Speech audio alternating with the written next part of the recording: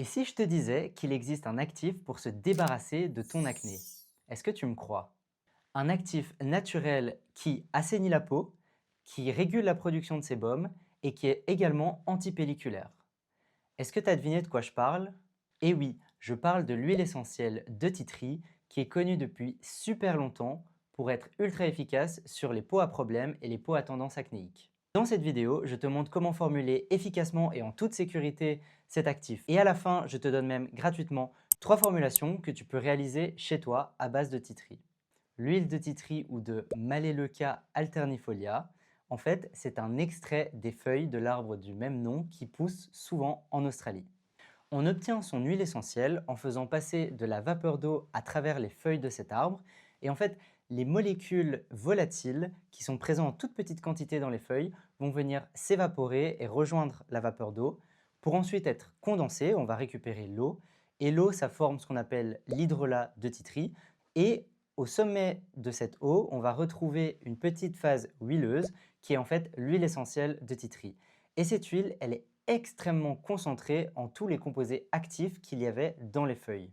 C'est donc en fait un cocktail uniquement de molécules actives qui est donc extrêmement puissant. C'est pour ça que c'est important de savoir comment bien la formuler, à quelle concentration et dans quel type de cosmétique on la retrouve. Alors, cette huile, elle est composée de plus de 80 composés actifs différents. Et en fait, c'est vraiment cette complexité et ce mélange de molécules qui lui donne ses propriétés uniques et exceptionnelles. Parmi toutes ces molécules, il y en a quelques-unes qui participent de manière notable. Tout d'abord, on va avoir le premier tiers, qui est la molécule la plus importante, qui est le 4-terpinéol. Et en fait, cette molécule, c'est un antibactérien extrêmement puissant et à large spectre qui va notamment cibler et s'attaquer et tuer les bactéries responsables de l'acné. C'est également un antifongique assez puissant, donc il va s'attaquer à toutes sortes de champignons, notamment celui qui est responsable des pellicules ou des démangeaisons au niveau du cuir chevelu. C'est aussi une molécule qui va diminuer la production de sébum et donc qui va aider à la régulation de cette production chez les peaux grasses par exemple. Et au final, c'est une molécule qui a également des propriétés anti-inflammatoires, donc c'est un excellent combo pour les peaux acnéiques. Alors en deuxième catégorie ou en deuxième tiers, on retrouve toutes les molécules qui sont plutôt en support ou en synergie. On va retrouver les terpinènes et le terpinolène qui sont toutes les trois des molécules à la fois antibactériennes, qui permet vraiment d'avoir cette action antibactérienne à large spectre, et également antioxydantes. Et alors, dans le dernier tiers, on a par exemple l'eucalyptol qui à nouveau est également antibactérien, mais elle est aussi expectorante, c'est-à-dire qu'elle améliore, elle débouche les voies nasales. Mais ce qui est plus intéressant, c'est qu'elle est aussi responsable d'une sensation de fraîcheur. Donc quand vous allez utiliser des cosmétiques à base de tea tree et que vous allez avoir cette impression que votre peau est super fraîche, un peu comme la menthe si vous voulez, eh bien en fait c'est dû à l'eucalyptol. Parfois ça peut également être une sensation de léger picotement.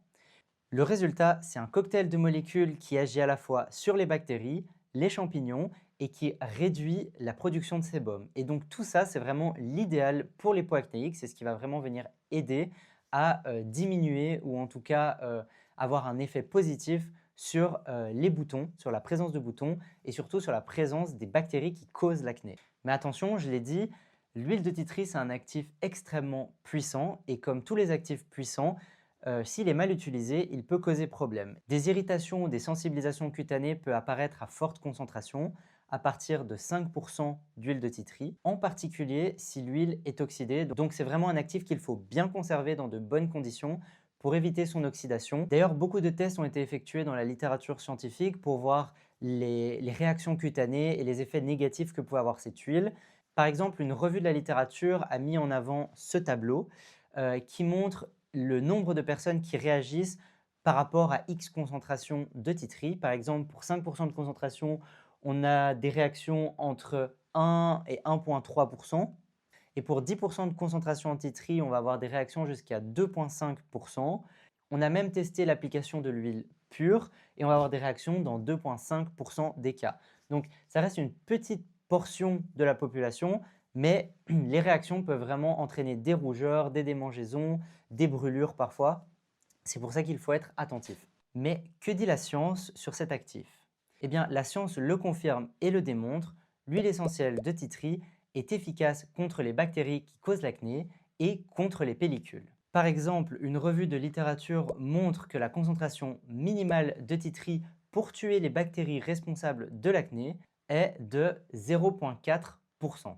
D'autres bactéries, on va être entre 0,4 et 0,6%. Et pour avoir un effet contre le Malassezia furfure qui est responsable des dermatites séboriques et donc souvent des démangeaisons et des pellicules au niveau du cuir chevelu, il faut une concentration de 0,5% minimum. Bon, maintenant qu'on sait que l'huile essentielle de titri est efficace, où est-ce qu'on la retrouve et comment est-ce qu'on la formule correctement?